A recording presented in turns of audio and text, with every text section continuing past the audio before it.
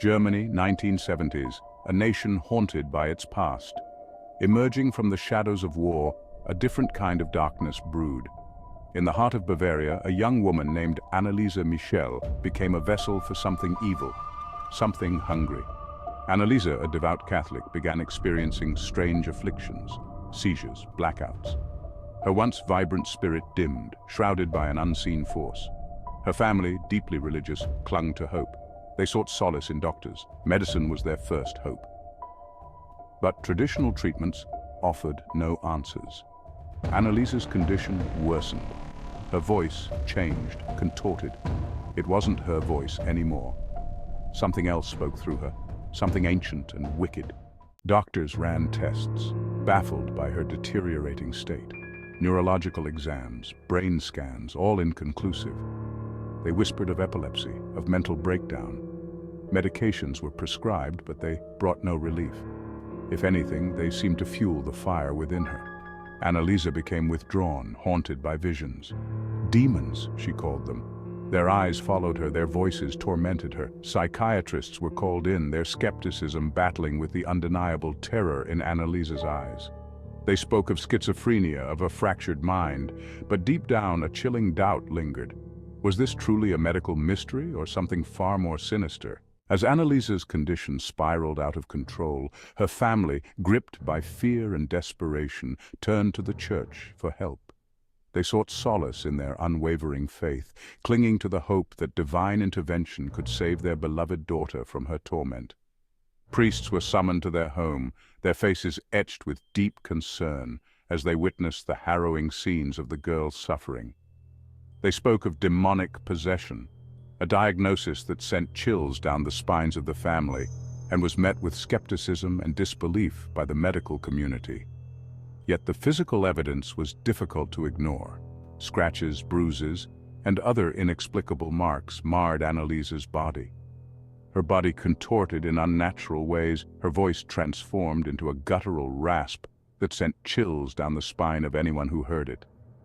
The air in their home grew heavy with the scent of burning incense and an overwhelming sense of dread. Prayers were fervently offered, and holy water was sprinkled in a desperate attempt to cleanse the malevolent presence. But the entity within Anneliese only seemed to grow stronger and more defiant.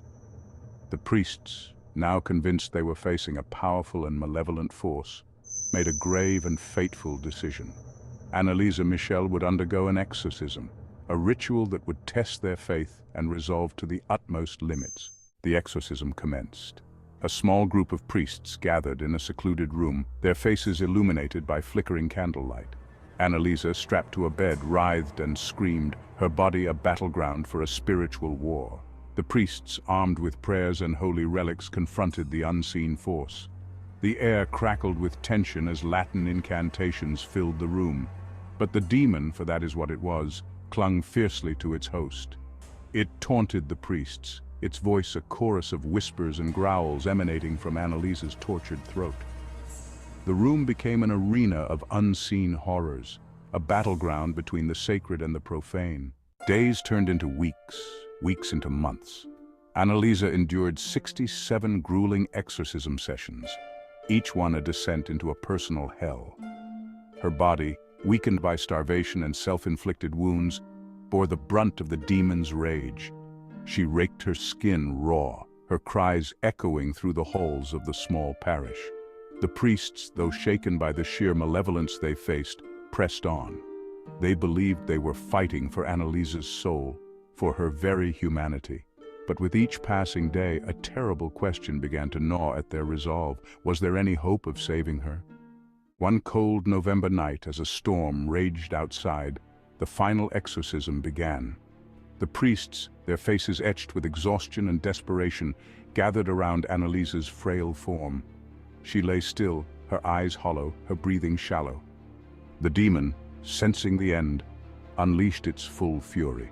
The room seemed to shrink, the walls closing in as the air grew thick with a palpable evil. The priests, their voices hoarse but unwavering, continued their prayers, their words a lifeline in the face of unimaginable darkness. Anneliese thrashed against her restraints, her voice a terrifying rasp. She spoke of the fires of hell, of the legions of the damned. Her words painted vivid images of torment and despair, chilling the hearts of those present. The demon, fueled by an insatiable hunger, demanded a final sacrifice. It wanted Anneliese's soul, her very essence, to be its own. The priests knew they were locked in a battle for her very existence, a battle they might not win. Voices from the pit. The air crackled with unseen energy.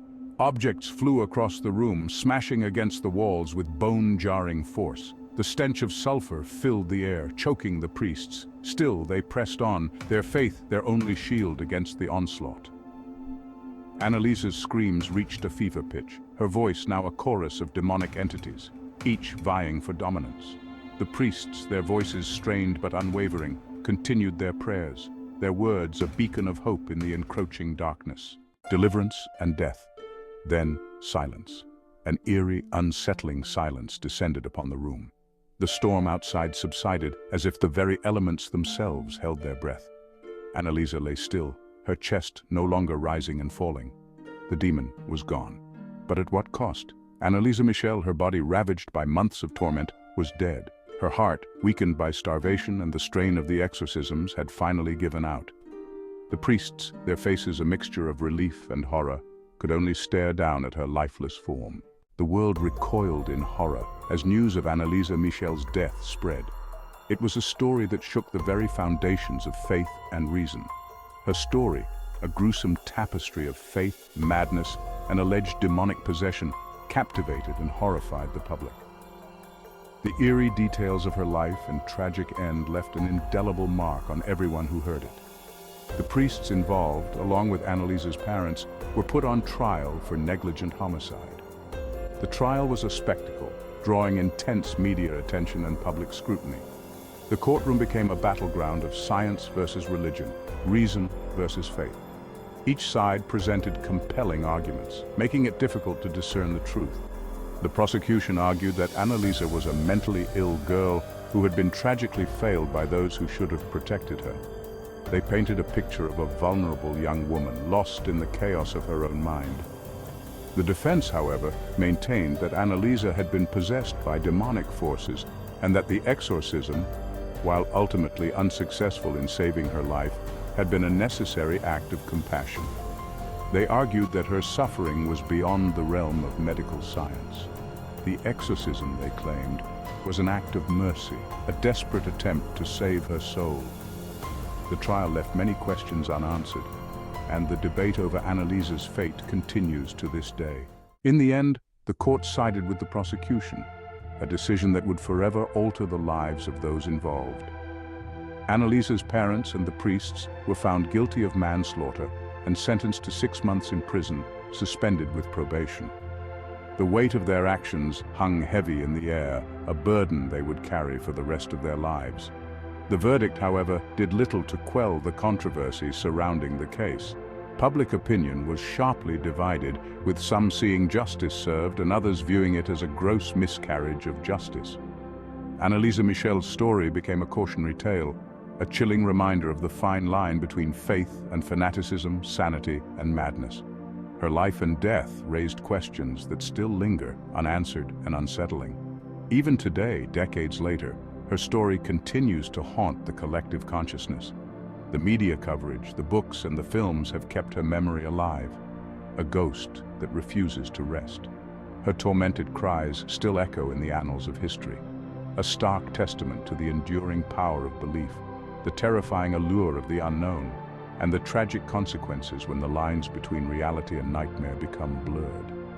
The echoes of her suffering serve as a grim reminder of the dangers that lie in the shadows of our understanding, a nightmare that continues to resonate through the corridors of time. As we draw the curtains on this harrowing tale, we must reflect on the haunting legacy of Anneliese Michel. Her story is not just about a young woman tormented by forces beyond comprehension. It is also a mirror reflecting our deepest fears and beliefs. The exorcism of Anneliese Michel remains one of the most controversial and tragic events in modern history, a testament to the clash between science and religion, skepticism and faith. Decades have passed, but the questions raised by her ordeal remain as poignant as ever. Was Anneliese a victim of a rare mental illness, misunderstood and mistreated by those she trusted? Or was she truly ensnared by dark, malevolent forces, as her family and priests believed? The answers may never be fully known, but her story serves as a powerful reminder of the complexities of the human mind and the dangers of dogma. Thank you for watching the chilling tale of Anneliese Michel's exorcism. If you enjoyed this video and want to see more content like this, please subscribe to our channel and hit the notification bell. Don't forget to like and share this video with your friends. Your support helps us create more intriguing stories. Stay tuned for more. In the end, Anneliese's legacy is a poignant mix of sorrow and reflection, a continuous dialogue between past and present. Her life and death compel us to question, to seek, and to understand the mysteries that lie within and beyond us. Let her story be a cautionary tale, a reminder of the fragile boundary between belief and reality, and a call to approach the unknown with both reverence and critical thought. Farewell, and until next time, stay curious and stay safe.